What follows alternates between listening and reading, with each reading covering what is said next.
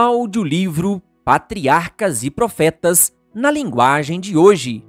Capítulo 9. O início da semana literal. Assim como o sábado, a semana teve a sua origem na criação e foi preservada ao longo da história bíblica. O próprio Deus determinou qual seria a extensão da primeira semana. Era constituída por 6 dias literais de 24 horas. 6 dias foram empregados na obra da criação. No 7º dia, Deus descansou e então o separou como dia de descanso para o homem. Lembra-te do dia do sábado para santificá-lo, pois em 6 dias o Senhor fez os céus e a terra, o mar e tudo o que neles existe, mas no 7º dia descansou.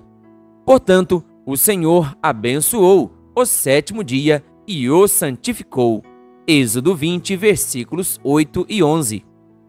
Essa parece ser uma boa razão e bastante convincente também, quando entendemos os dias da criação como dias literais. Os primeiros 6 dias da semana nos são dados para o trabalho.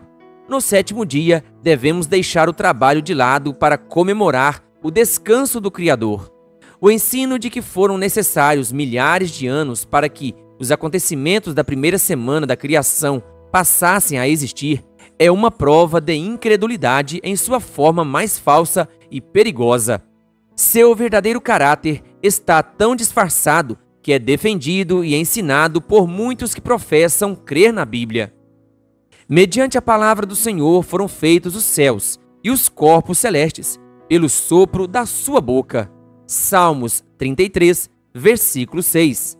A Bíblia não reconhece que houve longas eras em que a Terra evoluiu lentamente do caos em que se achava, para cada dia que se sucedeu na criação.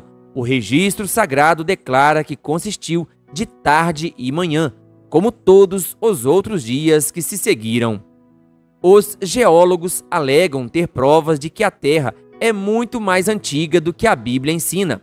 Foram descobertos ossos de homens e animais, muito maiores do que qualquer um que existe hoje. Com isso, muitos concluem que a Terra foi povoada durante longas eras antes do tempo apresentado no registro da criação. Esse raciocínio tem levado muitos que afirmam crer na Bíblia a adotarem a opinião de que os dias da criação foram formados por longos e indefinidos períodos de tempo.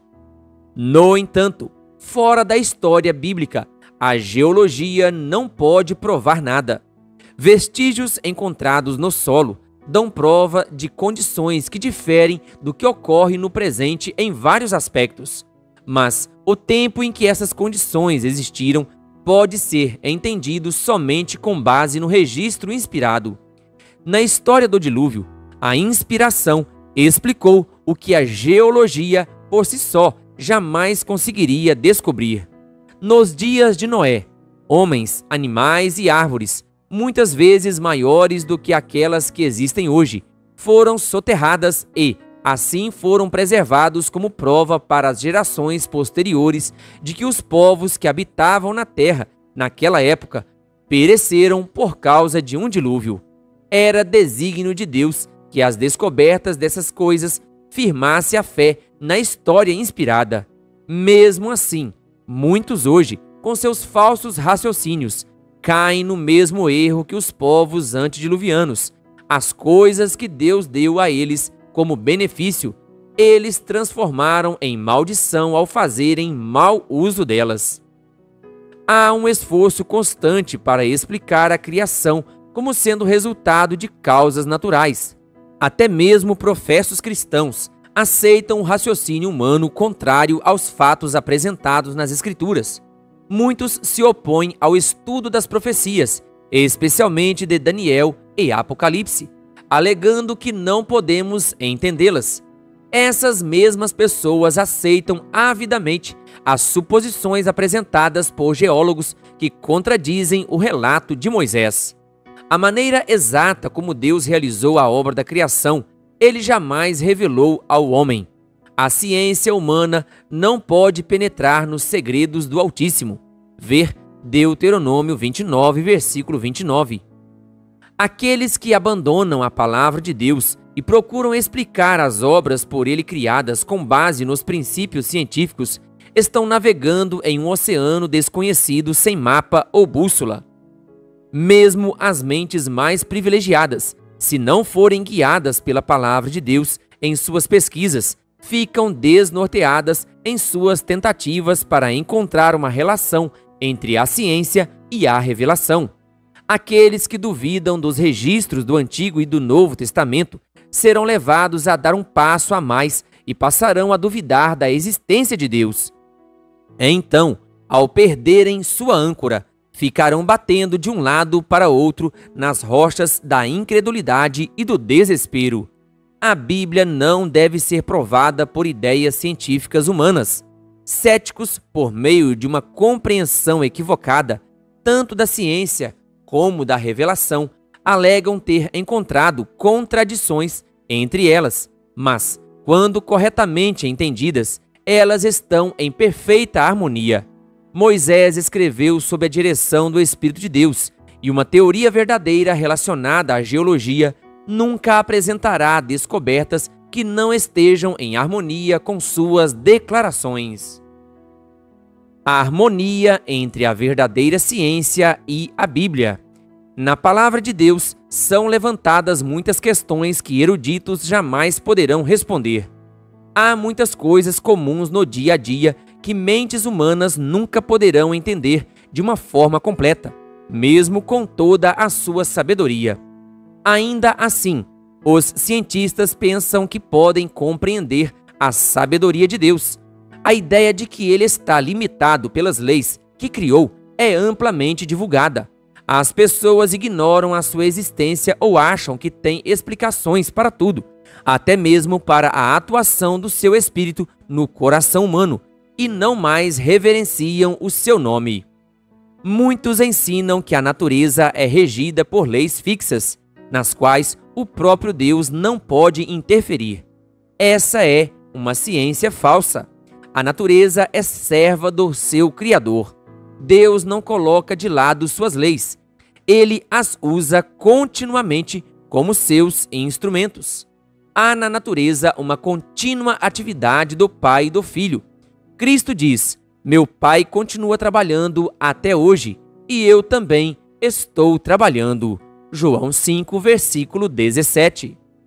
Com relação a este mundo, a obra da criação realizada por Deus está concluída, pois as suas obras estavam concluídas desde a criação do mundo. Hebreus 4, versículo 3. Sua energia ainda é exercida ao sustentar os objetos de sua criação. Cada respiração, cada pulsação é uma prova do cuidado universal daquele em quem nós vivemos, nos movemos e existimos. Atos 17, versículo 28. A mão de Deus guia os planetas e os mantém em sua posição. Ele põe em marcha cada estrela do seu exército celestial e a todas chama pelo nome. Tão grande é o seu poder e tão imensa a sua força, que nenhuma delas deixa de comparecer. Isaías 40, versículo 26. Por seu poder, a vegetação floresce, as folhas aparecem e as flores desabrocham. Ele faz crescer a relva nas colinas. Salmos 147, versículo 8. E por meio dele, os vales se tornam férteis. Os animais da floresta buscando de Deus o alimento. Salmos 104, versículos 20 e 21. E toda criatura vivente, desde o menor inseto até o homem, todos dependem diariamente do seu cuidado providencial. Toda verdadeira ciência está em harmonia com suas obras. Toda verdadeira educação conduz à obediência ao seu governo. A ciência revela novas maravilhas à nossa vista. Voa mais e mais alto e explora novas profundezas. Mas em suas pesquisas, nada traz que entre em conflito com a revelação divina. O livro da natureza e a palavra escrita lançam luz um sobre o outro. Podemos continuar sempre buscando, sempre aprendendo, mas, ainda assim, haverá um infinito à nossa frente. As obras da criação são testemunhas do poder e da grandeza de Deus. Ver Salmos 19, versículo 1.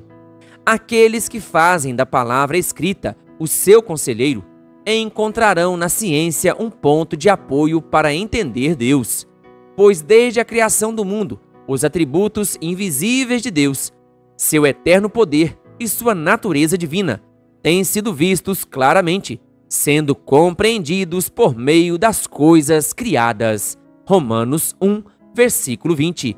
Querido ouvinte, que Deus lhe abençoe. Se inscreva no canal e ative o sininho das notificações. Canal O Bom da Bíblia, compartilhando a Palavra de Deus.